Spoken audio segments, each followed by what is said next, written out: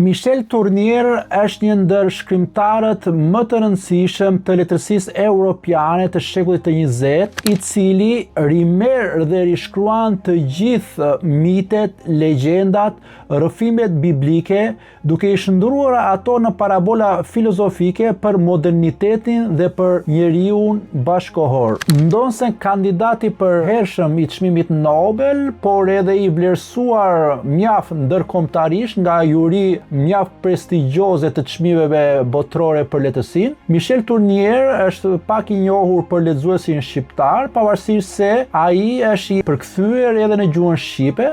Tashmë së fundi jam duke lexuar një ndër romanet e tij më të rëndësishme, Adhurimi i mbretërve mag, i cili vjen në Shqip nga përkthyesi Balil Gjini. Kjo vepër është mjaft e rëndësishme për rimarrjen e historisë së mbretërve mag, por dhe rrëfimit biblik dhe për shndrimin e saj në një parabol të modernitetit. Në këtë vepër, Tournier i kthehet të rrëfimi biblik të mbretërve mag, por e rishkruan atë si një mit modern. Secili prej mbretërve përfaqëson një formë kërkimi njerëzor, pushtetin, bukurinë, epshin, urinë shpirtërore, ndërsa udhëtimi drejt Betlehemit shndrohet në një provë të brendshme. Spiritualja nuk vjen si predikim, por si përballje me dobësitë, dëshirat dhe iluzionet e njeriut. Në fakt, ky është romani i fundit i përkthyer në shqip, mirë po përpara këtij romani, sërish për lexuesin shqiptar, Balil Gjini ka sjell me mjaft profesionalizëm përkthimin e dy romaneve të tjerë mjaft të rëndësishëm dhe ata të Michel Tournier. I pari është